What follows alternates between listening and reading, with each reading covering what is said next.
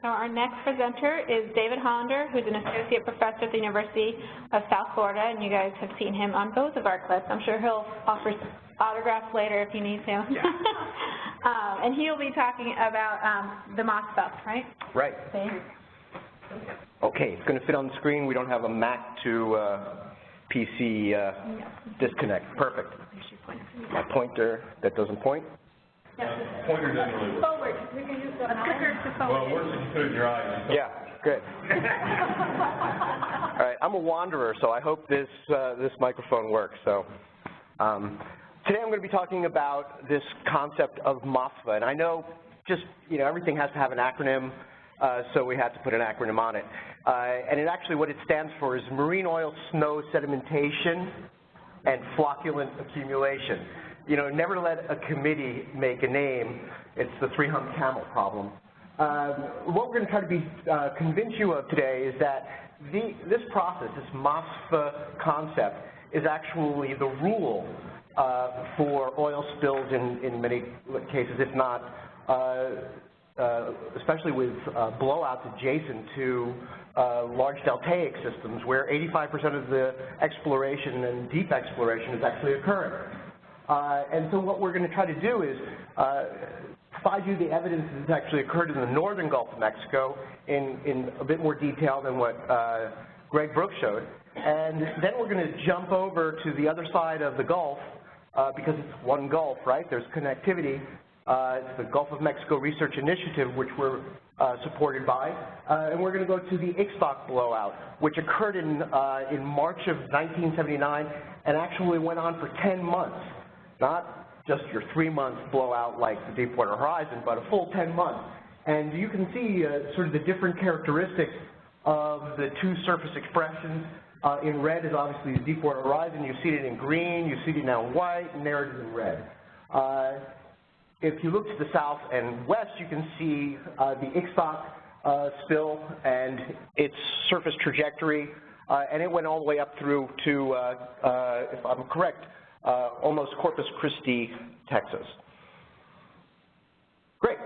So the concept of MOSSFA, and essentially through a lot of work from a lot of people, and I should also just mention, this is part of our C-IMAGE, the Center for the Integration, Modeling, and Analysis of Gulf Ecosystems, part of the Gomery family. And we have folks that are spread out now in 3 continents. We have colleagues in Mexico, which have been really vital for our work in the IXTOC system, but you get the point. So the main factors that we put together for this marine oil snow, we kind of termed it, we must have been tired at the time, called the dirty blizzard. But the idea is that you have 3 major components that drive this. You have a marine biota, you have riverine influences, and you have oil and or dispersants. And the marine biota can lead to zooplankton behavior, algal blooms, microbial cycling. On the river inputs, you have nutrients, fine clay minerals, and or fine clay-sized grains, geologic problem in terms of figuring out nomenclature. But you also have salinity gradients that happen there.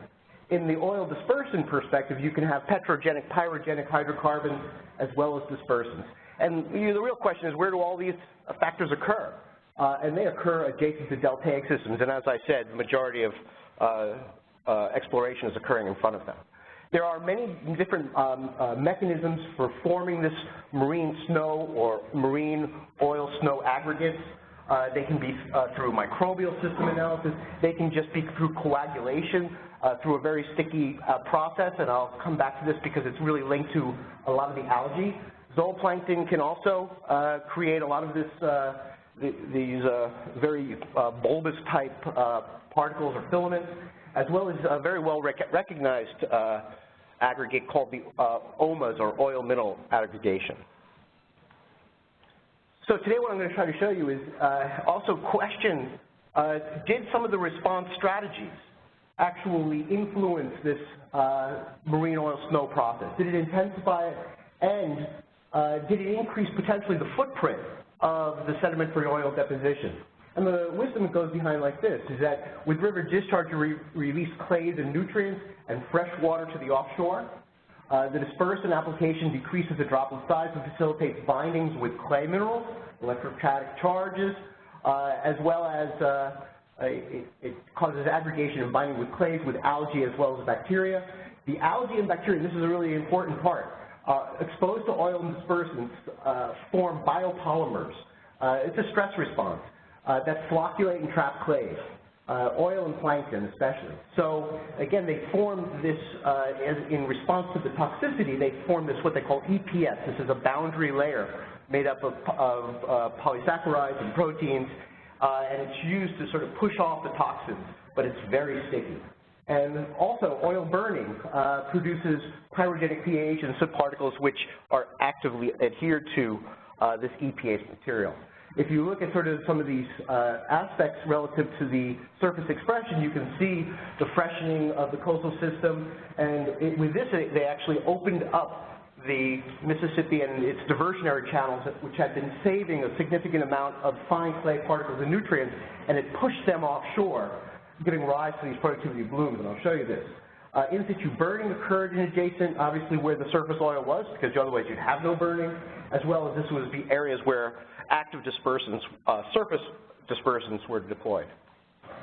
So the model, Greg showed it, was a little bit, perhaps a little bit more detail, and again, we must have been up late because we coined this term for the plume, the toxic bathtub ring, where it's conceivable a lot of these, some of these particles actually, and that was my question from this morning, between the dissolved species versus the microdroplets, perhaps a lot of that, some of these components were entrained from the plume, but today we're going to be talking about the flocculent blizzard. Again, it's rapid flocculation and sinking of clay minerals, bacteria oiled aggregates, and it's a rapid sediment pulse, just like Greg showed, driven by the mineral deposition. And you can see a little picture of some experimental work which shows sort of what these flocculents look like in a vertical context relative to the surface. If your eyes are really keen, you can see little black dots that are in there, and that's oil. So Deepwater Horizon, of course, was not the only spill, not the only blowout. There was one 35 years prior, 1979, in the Bay of Campeche, located there in the southern Gulf of Mexico. And of course that occurred for 10 months, as I said, and there's all the stats. And so what we're going to do is have a comparative analysis of both the Deepwater Horizon and the IXTOC blowout. We're going to use the sedimentary record like Greg identified, and the beauty of it is you can slice these layers very thin, 2 millimeters, and so you can get really a sub-monthly view, if not a monthly view, of what's going on and the evolution of the system. So the research questions are really, does traditional oil spill response facilitate MOSSFA, the oil sedimentation? And our subsurface, our submarine oil well blowouts and MOSSFA events intimately linked. So our vision from the present and the past is, this is an idiom in geology. It's called, well, it says the present is the key to the past, and the past provides a window to see into the future. So we can use the IXTOC event, which has evolved over 35 years. The work that we've done over the present gives us the information about how to interpret the IXTOC event, and then seeing the IXTOC event till its end to have a predictive sense for what's going to happen in the future, how long will recovery take. You got a sense of that from the sedimentological side. It's quite quick. The question is from the biological side. So here on the left-hand side is the Deepwater Horizon. Again, you can see that redox layer. I think you can see that dark double banding that occurs there, and the time window of 2010. If you look at the right, that's the IXTOC core. And, you know, I'll let you make that judgment. It looks awfully similar, but you landfilled it over with fine clayed sediments, almost exactly what was directly below it. Can I get my water by chance?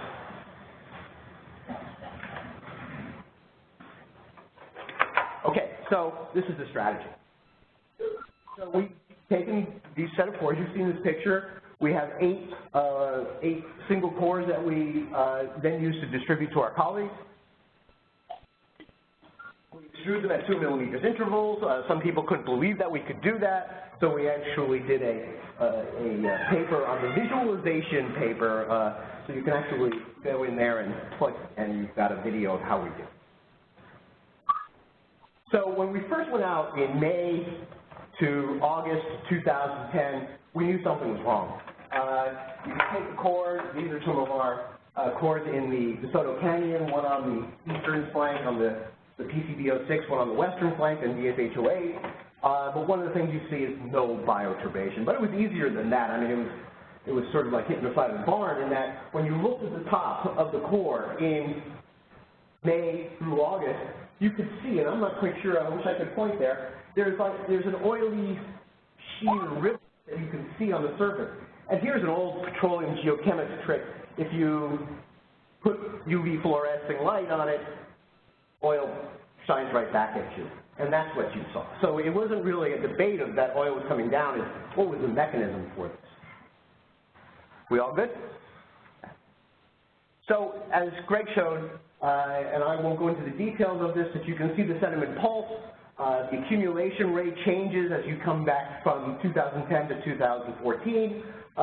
Greg can point out this, but on the left-hand side in the pink is sort of the pre-blowout sedimentation rate, accumulation rate. And you can see we're kind of gradually getting our way back into these lower ranges like we see prior to the Deepwater Horizon event. So where did all this sediment come from? Well, as I said, they opened up the diversionary channels, and this is just a discharge record from 2003 to 2009 versus the discharge record in 2010. And you can see the opening up of these diversionary channels truly increase the flow of fresh water out of these systems to bring these fine clays, size particles, and to bring these nutrients, which ultimately were used by algal blooms or used by the algae. You can see this in terms of percent coarse grain fraction. Each of these different sites, whether it be at the 1,000 meter, the DSH08, PCB06, or other sites more shallower, they have all very distinctive grain size characteristics, or the percent coarse grain. But in 2010, through an interval through 2012, they all coalesced to the same grain size. So something really ubiquitous over a large region was happening. Some experimental work by our colleagues in the Netherlands show that when you have oil and dispersant in activity with other inorganic particles, in this instance kaolinite, on the left-hand side you see the top of the test tubes, on the right-hand side you see the bottom of the test tubes. You can see that the oil and the dispersant aggregate directly with the clay minerals, and they are ballasted because of the density of the clays, and they sink out like a stone. That seems to sort of correlate with the source of the inorganic components, but Greg was talking about the other surface components, such as algae. Here we have three different records of three very distinctively different records of surface-borne, surface origin material making its way to the bottom. On the left-hand side, you have diatom ribosomal RNA 16S indicators, and you can see during the Deepwater Horizon event, it shoots to the top. On the second, you have these bulk polysaccharides, and these are EPS. This is exotic substance that algae secrete when they are in the presence of toxins. You can see the algal filaments and crushed seawalls, crushed cell walls there, and again, it corresponds to the Deepwater Horizon event. And also Benthic Foram shells accumulate, and this is accumulation rate at an incredibly significant rate relative to the earlier time or even after the event. So again, this central one, the phytoplankton EPS inputs are really indicative of this surface-derived plume of material. Wrong word. Surface-derived slug of material that makes its way all the way to the bottom, and very quickly, hundreds of meters per day. Again, our friends, our colleagues in the Netherlands have done some experiments with that, where you have algae and seawater with oil and dispersant, or dispersant and oil and dispersant. And the unique aspect that happens with the algae is they produce this web-like material. This is the EPS. It's comprised of proteins and carbohydrates, and it's sticky as can be, and you can form these large filaments that start to pull down because of the density of them, and you can see more clearly in this picture the oil components being pulled down with it. So oil doesn't necessarily float. The organic geochemical perspective in accumulation rate space, the total organic carbon accumulation rates, the PAH accumulation rates, the PAH accumulation rates broken apart by petrogenic versus pyrogenic, and also the dispersant molecule DOS. And they're all in that same time interval. What's really interesting is if you look at the PAH accumulation rate versus the total organic carbon accumulation rate, you're looking at a factor of basically 6 greater. So there's an incredible amount of organic carbon being brought down with this marine snow event, as well as all of the toxic components within the oil. And again, you can see the dispersant right in this layer as well. So there's really no debate about whether or not this stuff was coming from the surface. The petro versus pyrogenic, the pyrogenic, clearly you can't burn stuff underwater, so it is certainly coming from the top. And in terms of a biological response, this is the work that was done by my postdoc, Patrick Schwing. You can see 2 sites, the PCB06 versus the DSH08. There's 2 time frames there, December 2010 in blue versus February 2011 in purple. And you can see something quite interesting is that the forum diversity really drops like a stone again in these in the event time. And you can see that 2011 actually drove the system to lower diversity in the Benthic Foram than in 2010. So this event continued on in terms of, as Greg said, the deposition happened, but the toxicity continued in the system, driving the diversity if it was not even a complete die-off. You can see in DSH08 we have a slightly different response, and that's again consistent with Greg's sense that the bioturbation kicked back in and that the foram density increased relative to 2010, and it's associated with relative toxicity in the sediments, but also the geochemical aspects of oxidation, reduction, chemistry. So one could put together a map of the, sort of the relative thickness of this flocculent layer, and one sees an epicenter adjacent to the wellhead, but it can splay outward up into the DeSoto Canyon to the north and east, as well as to the south and west. Again, if you want to just sort of mirror the vision of the surface expression, it kind of matches it almost perfectly.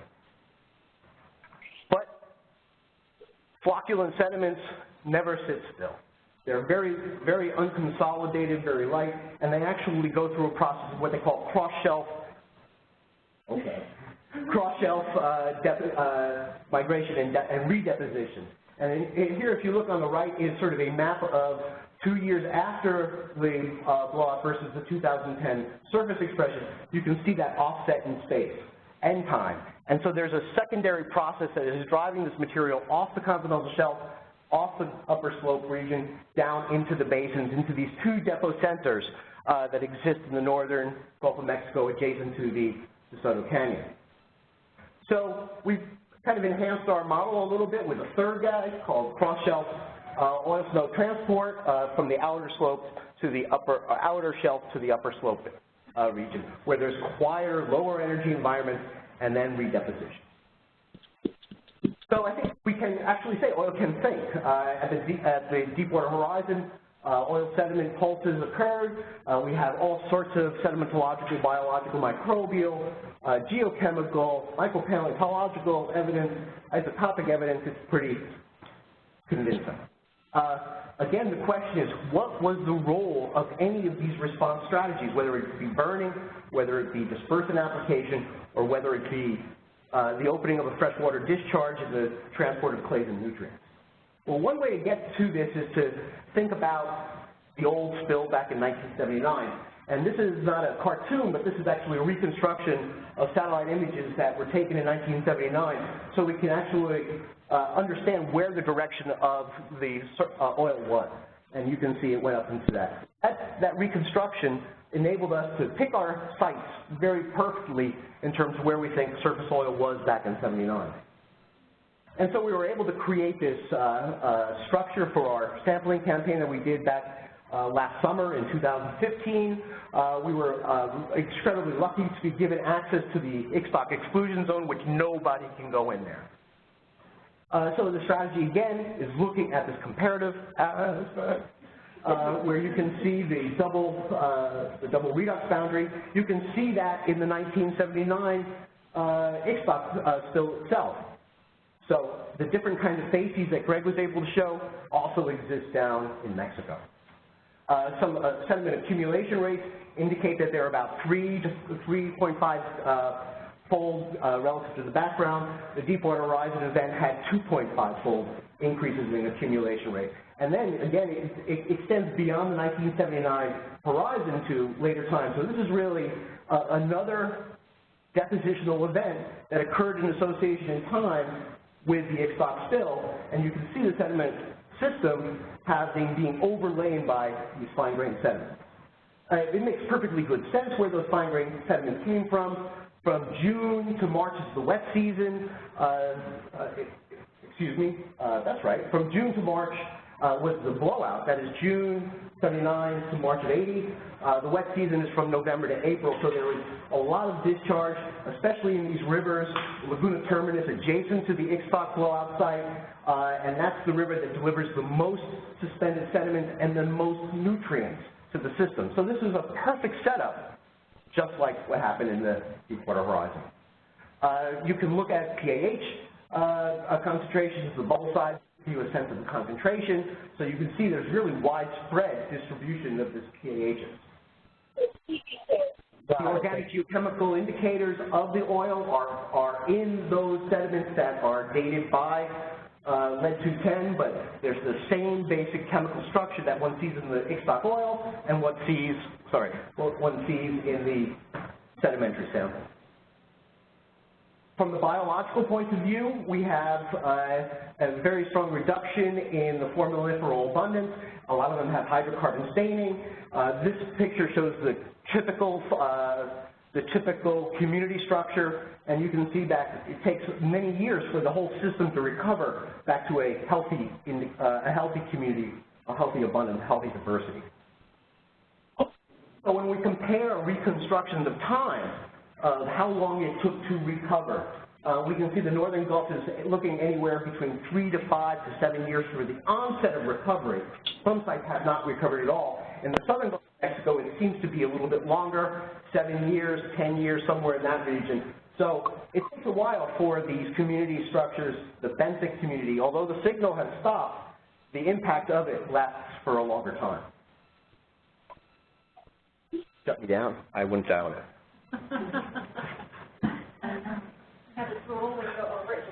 It does, okay. There, I beat it. Okay, so if you look at the sedimentary distribution versus the surface oil distribution, you can see that there's a misfit, same as in the Deepwater Horizon. That is, the surface expression doesn't really equate with the long-term vision of where the sedimentary expression is. And so again, this is another bit of evidence to really indicate that what happened in the Deepwater Horizon, that MOSSFA event, the marine oil snow sedimentation and accumulation event, actually occurred in 1979 as well. And so there's two take-home messages. First is, what's the significance of the MOSSFA event and the oil spill response and long-term consequences are the following. This should be really a new consideration, or I guess they call it buckets, right, in the oil spill response nomenclature. This is a new bucket to think about in terms of oil spill response. It's a new consideration for real-time oil spill collection. It's a concentrating mechanism of minerals, oil, and biota. You can predict the mineral oil biota aggregate formation in terms of what are the spatial-temporal offsets. The formation is related to these traditional oil spill responses. So it's a trade-off. There is a target for real-time collection. The widespread deposition and accumulation of these marine oil snow components, there's long-term persistence in the benthic environment, important calculations for the final budget, which Isabel is going to try to deal with, predict the area of benthic ecosystem impacts are clear. And what's interesting is, perhaps this is the best, if there's a bright side, if transported to slope and buried, this may be the best alternative to remove oil from biologically active areas and minimize impact to economically important fish species. Landfill it in. It seems to be the way to make the system recover faster. That's it. Sorry. Perfect. Thank you. I got it. after now on the agenda, we are scheduled to take a break and start back up at 2 o'clock. So, is it 2 o'clock? Oh, did I do that part? Yes, 2 o'clock. So 10-minute break, and we'll reconvene and have our last presenter. There's still some food and some